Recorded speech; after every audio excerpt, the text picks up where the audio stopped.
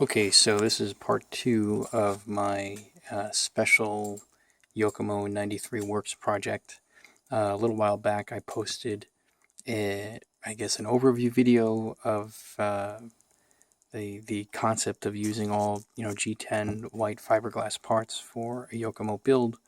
I sent out a bunch of Works 93 parts to a friend of mine who reproduces all of these Yokomo parts, and they came back, and I decided to do a build with these.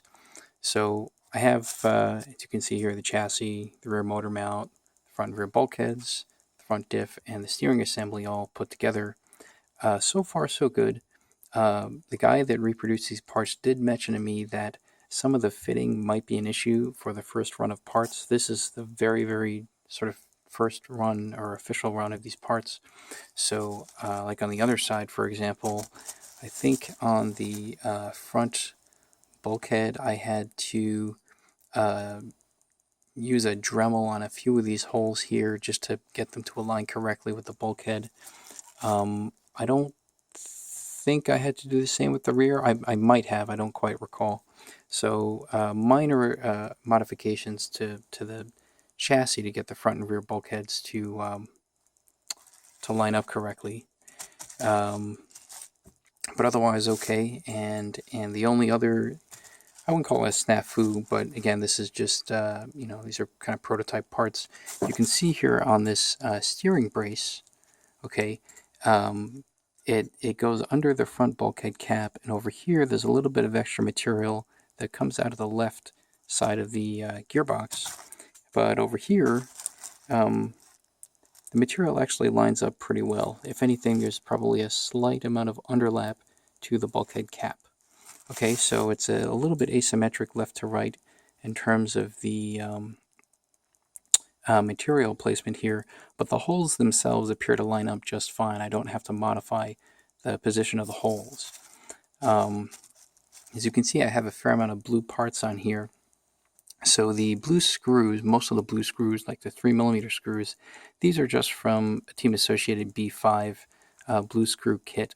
I basically just bought the B5 rear motor and B5 mid motor blue aluminum screw kits, and that should have more than enough of the right types of screws to complete this build.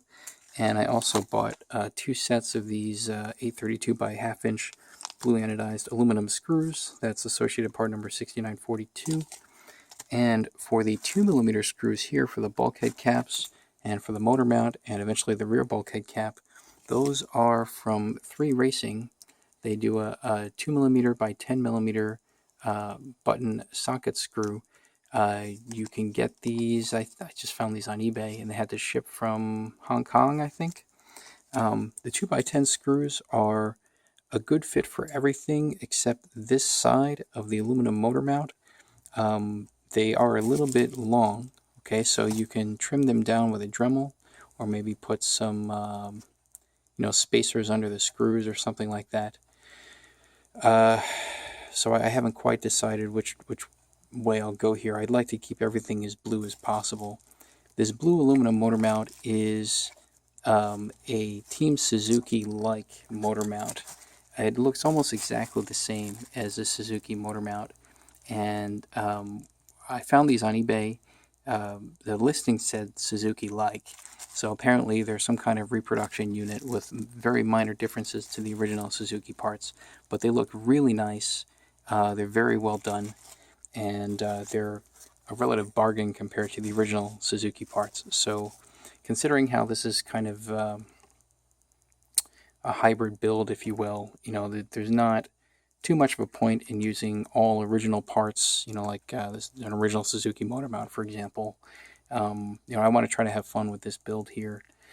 Let's see. The bulkhead caps, right? This is a used bulkhead cap. It's not a new one. I do have a brand new front aluminum bulkhead with a cap, but I decided not to use it for this build because I have a spare front bulkhead cap that's clean enough.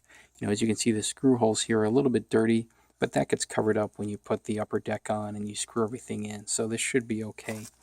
The rear bulkhead cap, I'm having a bit of trouble with just figuring out which one to use. These are the two I have, the best two that I have. I don't have any new rear bulkheads with a bulkhead cap, so the cap that this came with had a crack on, I think, this side. So I went through my spare parts boxes and looked for spare bulkhead caps. So this one actually looks quite good, except maybe the camera can't quite pick it up. But if you look really closely, there's tiny little speckles of red paint. And there's a little bit of grinding here on this side, and I think also on this side here is a little bit of grinding. So it's not in perfect condition. The paint I could probably strip off with acetone or something, but this wear here on the side is it's going to be noticeable. So I'd like to avoid that if possible. I do have what is otherwise it appears to be a brand new or almost new rear bulkhead cap. All I have to do is drill through these two holes through the top surface to make the mounting holes for the upper deck. But the problem here is, as you can see, it's significantly discolored. I think the car that this was on was probably sitting near a window or something, and it got a lot of sunlight, and it sort of discolored certain parts of the plastic here. I'm not exactly certain as to how to recover this. Maybe put it in hydrogen peroxide in a clear jar and give it a lot of sunlight, and hopefully it'll bleach out. As you can see here, right, there's a lot of yellow discoloration here, and I guess there was a sticker here that protected this part and that kept the original color. So, either I use this and it looks slightly discolored, it doesn't match so well, or I use this one, which I'll probably end up going with, and I'll first just try to strip the, and again, the camera doesn't quite pick it up, but there are tiny little speckles of paint there, right? 1, 2, 3, these little dots. I'll try to strip those off with paint thinner, acetone, same thing. And then, mount the rear diff onto the rear gearbox. Oops, this goes the other way, right? And then we can sort of finish off the drivetrain there. As for the diffs themselves, I did have to rebuild them entirely. I also used brand new diff pulleys. The rear diff, in terms of the diff balls and diff plates, it was fairly smooth, so that wasn't a big deal. The front diff appeared to have come with some kind of ceramic diff balls, and they were very crunchy. So, I had to go through my spare diffs and find, proper steel diff balls and rebuild it. And now the front diff is nice and smooth. Luckily, when I got this chassis, it did come with the original Pirelli belts.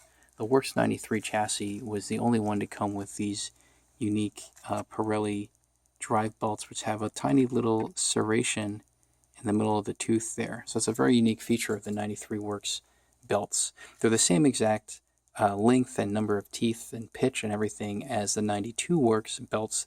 It's just the belts themselves are made by a different manufacturer, and they look slightly different. So they're not in perfect condition. As you can see, they have a certain kind of natural bend to them because the belts were sitting on this chassis for a long time. But at least as a display model, it should be fine. And they're not too worn out. There's a little bit of wear, but it's nothing severe. So I'm going to stick with these just for the look, really. And they should be more than adequate.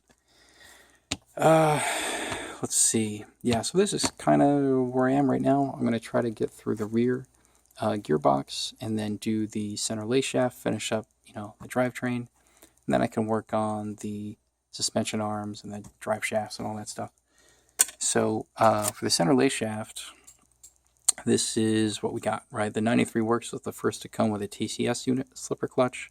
I would be tempted to, since these pulleys are a little bit worn, to replace this with a brand new unit, which I do have, but I don't want to use it on this. I'd rather just keep it around if I could.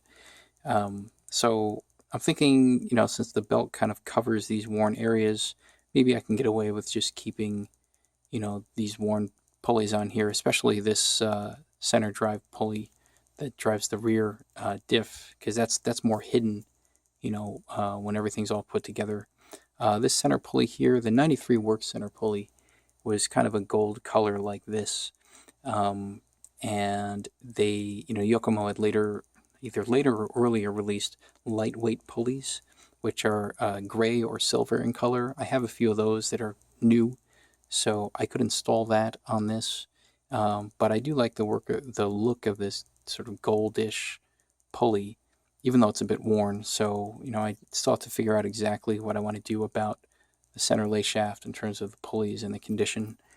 So I'll figure that out eventually. Yeah, so that's it. This is my update, and I hope you enjoy this. It's I really like the coloring of the fiberglass. It's quite cool. So anyway, thanks for watching.